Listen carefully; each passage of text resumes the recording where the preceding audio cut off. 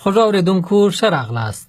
د استرالیا د اوښبه افغانانو د پروګرامونو د لړۍ و دې برخې ته مو زه داود اعظمي هرکلی کوم چې هلته د میشت سوو افغانانو د ژوند ودونو او له هغو څخه پاته سوو اولادونو په اړه دی چې اوس د دغه پراخ هیواد په بیلو برخو کې اوسیږي. I wouldn't be anything else. Very proud of being an Afghan. زه به هیڅکله ونه غواړم چې بل څوک وای. زه ډیر ویاړم چې افغان یم. افغانانو په 1880 کلونو کې استرالیا ته مخه وکړه او تر 1920 کلونو پورې دغه تګ روان و. د دغو 80 کالو په موده کې له 3000 څخه تر 4000 پورې کسان د مزدوري او کاروبار لپاره استرالیا ته راغلل. خو په دې کې یوازې له 200 څخه تر 300 پورې افغانان په استرالیا کې پاتې شول چې ځینو یې له اروپایي سپین پوستو ښځو او ځینو له ځایي تور پوستو اباریجني ښځو سره ودونه وکړل. د استرالیا په ایډیټ کې میشتي پامیلا راکاوسکي د اوښبه افغانانو په اړه لیکنې او څېړنې کړې دي. له نوموړي څخه مې وپوښتل چې یو شمېر اروپایي او اباریجني ښځو ولې غوښته چې له افغانانو سره ودونه وکړي.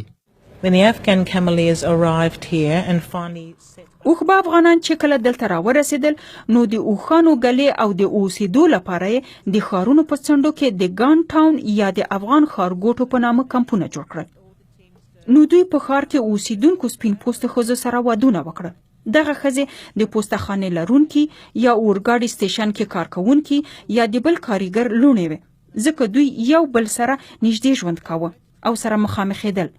خو څه وخت چې دوی له سمندر غاړې څخه نورو لرو پرتو سیمو ته تلل نو هلته له ځایي استرالوي یا ابرجیني ښځو سره هم مخامخ شول. سپین پوستو اروپایي ښځو زده کړل چې د خپل افغان میړه کلتور خپل کړي. دوی به د خپل میړه تر راتګ پورې په خپل کور کې وي. ابورجني ښځې بیا د اوښبه افغانانو د میرمنو په توګه ډېرې مناسبې وي، ځکه دوی کله کله له افغانانو سره د هغو په کاروانونو کې تللې. له هغو سره به یې مرسته کوله، ډوډۍ به یې ورپخوله یا جامې مینځلې یا خوراکي توکي راغونډول. هغه څه چې ما په خپلو څېړنو کې موندلي دا دي چې سپین پوستو ښځو افغان نارینه د باور وړ میړونه ګڼل. افغان نارینه مینه‌ناک او ښکلي خلک ګڼل کېدل.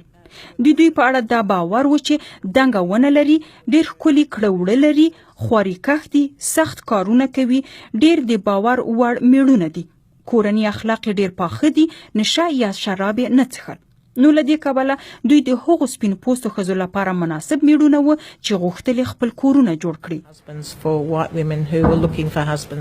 اوښبه افغانانو به د استرالیا د لوی وچ په منځ کې په سخته ګرمي او یخني کې په میاشتو له خپلو اوښانو سره پر پښو مزلونه کول. دوی به له هر ډول مخابراتي وسیلو او نقشو پرته یوازې د خپلو مټو او پوهې په زور خپل منزل ته ځانونه رسول. او که به ناروغه سول نو د خپل ځان خیال به یې په خپله ساتي. اوښبه افغانان د دغو سفرونو پر مهال له اباریجني استرالیویانو یا د استرالیا له ځایي اوسېدونکو سره هم مخامخ سول. که څه هم لومړی دواړه یو له بل څخه بیریدل، خو څوکه څوکه یې ملګرتیا پخه سوه. د استرالیا په میلبورن کې میشته لیکواله او څېړونکې ډاکټره پیټر سټیونسن. There are examples of Aboriginal people at first being very fearful of the camels. They hadn't seen camels before. داسې پیښې وې چې اباریجنیان په لومړي ځل د اوښانو په لیدو وبېرېدل، ځکه دوی پخوا اوښان نه و لیدلي. دوی دغه عجیب خلک چې لنګوټې یې تړلې وې نه و لیدلي. داسې کیسې شته چې کله اباریجنیانو په لومړي ځل افغانان ولیدل نو تښتېدل به. خو د وخت په تیریدو او د افغانانو په بیا د دوی له سیمو څخه په تیریدو اباریجنیان په دې پوه شول چې دا خلک هسې پر دې لارو تیریږي او د دوی د سیمو کنټرول ترلاسه کېدل نه غواړي. افغانان بیا په لومړیو وختو کې له اباریجنیانو څخه بیریدل، ځکه هغوی په شمیر پر دوی ډیر وو. خو وروسته د باور فضا جوړه شوه. اباریجنیانو ته به افغانانو خوراکي مواد ورکول. اباریجنیانو بیا افغانانو ته ورښودل چې د اوبو چینې چیرې دي او لارې به یې ورښودلې چې نورو سیمو ته څنګه ورشي چې هلته به د بلې اباریجنۍ قبیلې واک وو. Were there any cultural similarities? آیا د دغو دواړو ولسونو افغانانو او اباریجنیانو ترمنځ داسې کلتوري ورتوالی هم و چې دوی دواړه سره نږدې کړي او باور ډیر کړي؟ There were some similarities, definitely. بله شکه د دوی ځینې شیان سره ورته وو. دواړه ډلو نیمه کوچي او پاونده ژوند درلوده. دواړه د دښتو یا صحرا خلک وو او په سختو حالاتو کې ژوند کوو. د دې ترڅنګ د مور او پلار یا مشرانو په خوښه ودونه کول ډیر عام وو. په اباریجني ټولنه کې به عموما نارینه تر خپلې میرمنې ډیر عمر درلود. نارینه و به تر یوې ډیرې ښځې درلودې. د ښځو او نارینه و رول او دندې هم جلا جلا وي. نو په داسې ځینو ځایونو کې ورته والی وو. Some of those things were common to each. د افغانانو او استرالیوي اباریجنیانو ټولنیز دودونه یا عقیدوي جوړښتونه څومره سره ورته وه؟ There was another element that was common to both cultural groups was revering. یو بل اړخ چې په دواړو ټولنو کې ګډ وو هغه د مشرانو درناوی دی چې دا مشران پوهه لري او باید عزت یې وشي. دوی دواړو ولسونو د چاپیریال درناوی او ساتنه هم کوله ځکه د دوی ژوند ورسره تړلی وو او له خپل طبیعت او چاپیریال څخه یې هغومره اخیسته چې څومره یې اړتیا وه او نور به یې د بل وخت دپاره پرېښودل. زه فکر کوم چې اباریجنیانو به دا هم خوښوله چې افغانان مذهبي خلک وو او دوی به یې د لمانځه پر مهال لیدل. زه باور لرم چې اباریجنیانو به دا ستایله که څه هم اباریجنیانو د طبیعت لمانځه نه کوله او باور یې درلودی چې په غرونو رغو او طبیعي چاپیریال کې روح شته. خو دواړو کلتورونو دا عقیده درلوده چې یو لوی ځواکمن وجود شته یا ښایي یو وجود دی چې د دوی شاوخوا چې هر څه دي هغه یې پیدا کړي دي. داسې ډیر شواهد شته چې اباریجنیانو د سپین پوستکو په پرتله له افغانانو سره او افغانانو له دوی سره ډیر تماس راکړه ورکړه او شناخت درلوده.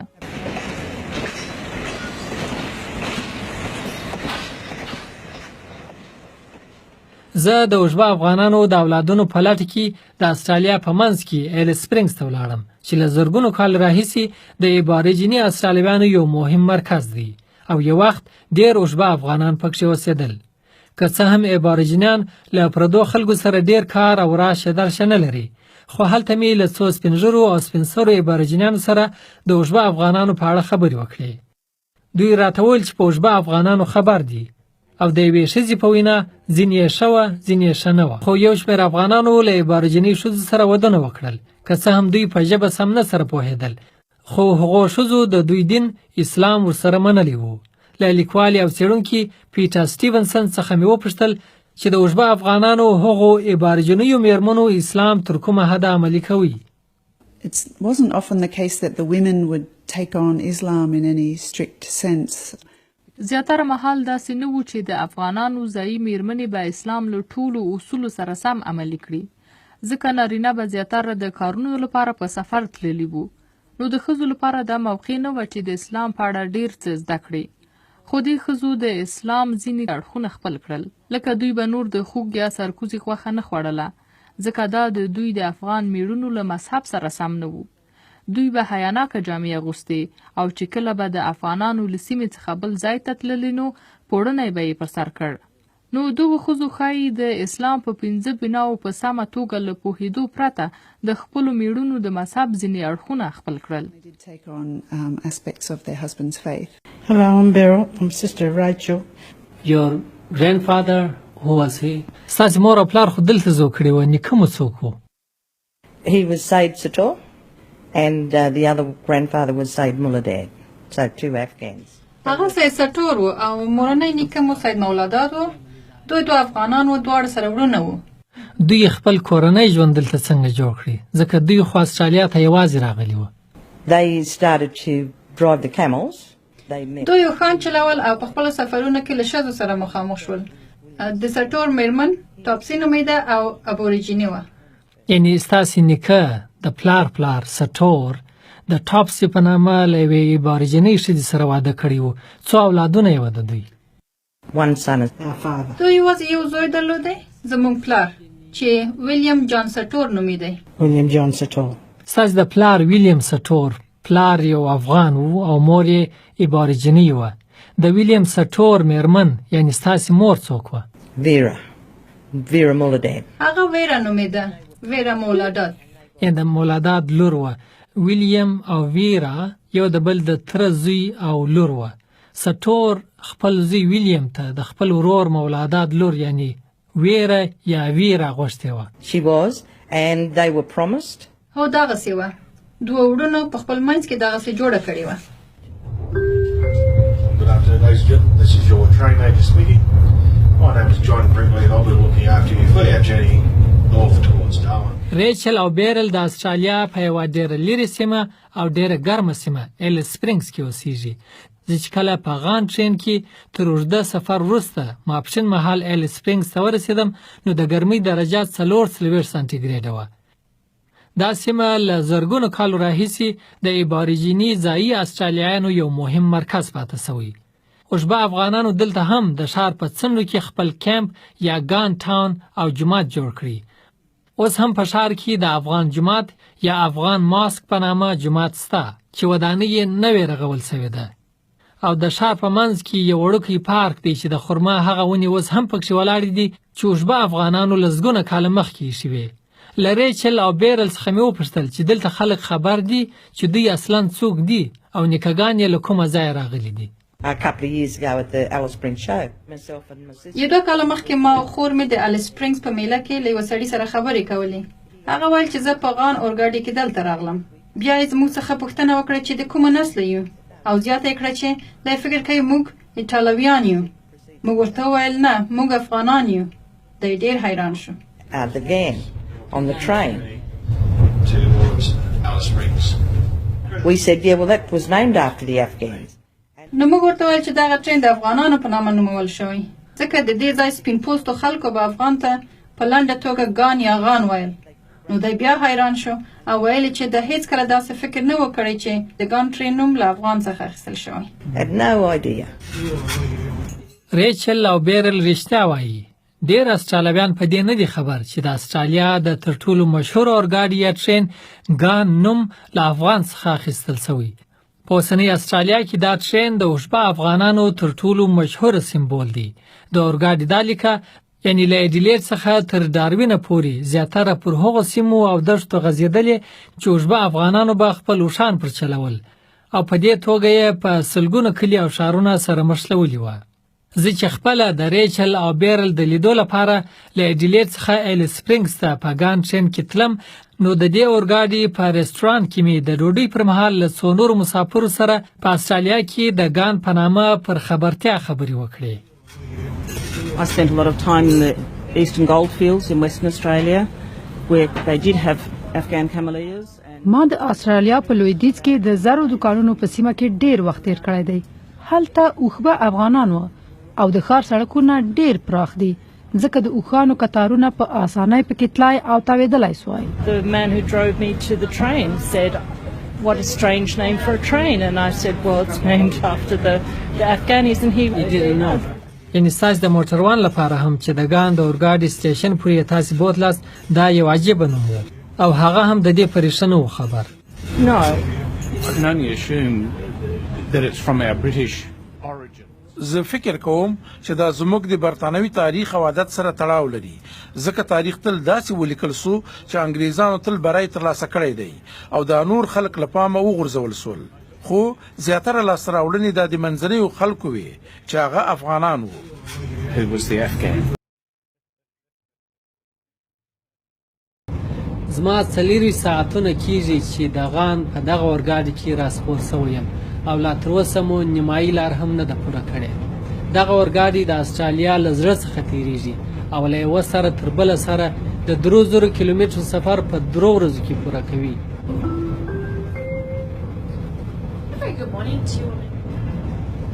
په دې ټرین کې له سفر څخه څوک دا اندازه لګولی سي چې په دغو پراخو او وچو دښتونو او سختو ګرمیو کې به د افغان اوښبنو لپاره څومره سخته وه چې په اونیو او میاشتو له خپلو اوښانو سره پر پښو مزلونه وکړي.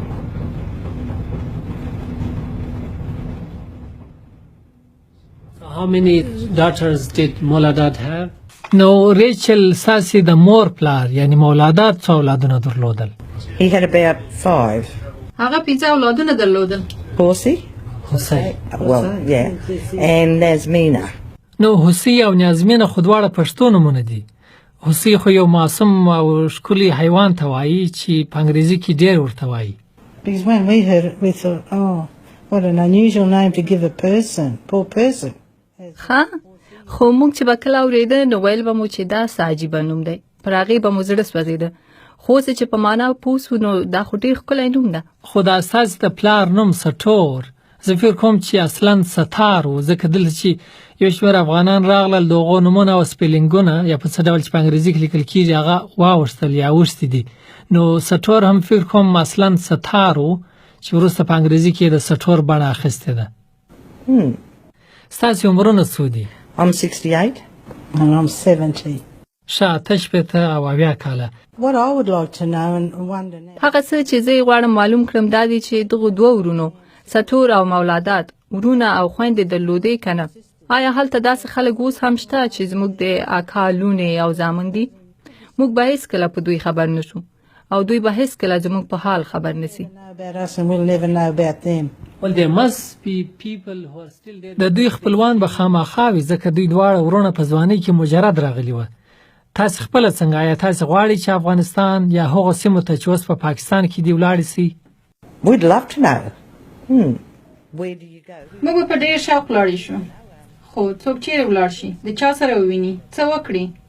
او اوس خو یو څه بیرونکی حالت هم دی، ځکه هلته طالبان به موږ ووژني که څنګه؟ Taliban's over there, will they kill us or? You just wonder. همدغه فکر مونږ سره دی. دغه پروګرام کېدای سي څه ګټه وکړي، ځینې اړوند خلک به یې واوري. Could be an uncle or an auntie or. کېدای شي زموږ یو تره وي یا خاله یا ترور وي یا تربوران یا نور خپلوان. موږ ډېر زیات لیوال یو چې دا معلوم کړو. And we'd love to know that sort of stuff. Yeah. We apologise if we've said anything wrong to the people. No, I mean, it was very nice. The story is wrong or anything like that, we apologise. موږ بخښنه غواړو که مو د افغانستان خلکو ته کومه ناسمه خبره کړې وي. اوښبه افغانان چې هر چیرې میشت سول هلته ګډ اوسېدل. د بیلو ښارونو لکه ماري، پرت، ایل سپرینګز او بروکن هیل په څنډو کې د اوسېدو او اوښانو د درولو لپاره کمپونه جوړ کړل چې استرالیایانو به ګان ټاون یا غان ښارګوټي ورته ویل. دوی دلته خپل مسجدونه هم جوړ کړل او د خپلو مړو لپاره یې په هدیرو کې ځان ته مځکې واخیستې چې تر اوسه پاته دي. دغه هدیرې عموما د افغان هدیرې یا افغان سیمیټري په نامه یادیږي. ویل کېږي چې په استرالیا کې لومړی ښخ سوی مسلمان هم یو افغان و. زه په بروکن هیل کې له 15 کلن امان الله بابي شمروز سره د افغانانو هدیرې ته ولاړم چې اوس یې مور او پلار دواړه په همدې هدیره کې ښخ دي. که څه هم دا د ځایي خلکو یعنی عیسویانو یوه ډېر لویه هدیره ده چې زرګونه قبرونه پکښې دي، خو یوه برخه یې چې مسلمان یا افغان هدیره یې بولي لسګونو کاله مخکې هغو افغانانو اخیستې وه چې دلته له خپلو اوښانو سره میشت سوي وه. دلته شاوخوا 80 قبرونه دي چې یو شمېر یې د هغو لومړیو افغانانو دي او نور یې د هغو د میرمنو یا اولادونو او لمسیانو دي. د امان الله بابي شمروز پلار شمروز خان هم دلته ښخ دی چې په 1952 کال کې وفات سوی و. ځینې قبرونه ډبرلیکونه یا شنختې لري چې د مړو نومونه، کلمې او آیتونه پر لیکل سوي، خو په استرالیا کې د اوسېدو له کبله د هغو د اولادو پر نومونو د ځایي کلتور تاثیر معلومیږي. Miriam Shamroz. There is another name, Muhammad Monty Khan. Khan, yeah. نو بابي ته خپله اوس 15 کلن یې، مرګ خو هغه د چا خبره حق دی. ته هم دلته د ځان لپاره د قبر ځای معلوم کړی دی؟ Got a spot for me. You want to be buried here? Buried here alongside of my brother. هو ما دا دلته د خپل قبر لپاره ځای معلوم کړی دی چې زما د ورور د قبر ترڅنګ دی. زما میرمن به هم دلته خاورو ته وسپارل شي. دلته یو شمېر داسې قبرونه هم دي چې زما تر زوکړې مخکې لا وفات شوي وه او زه اوس 15 کلن. I'm 75 just on, yeah. لا إله إلا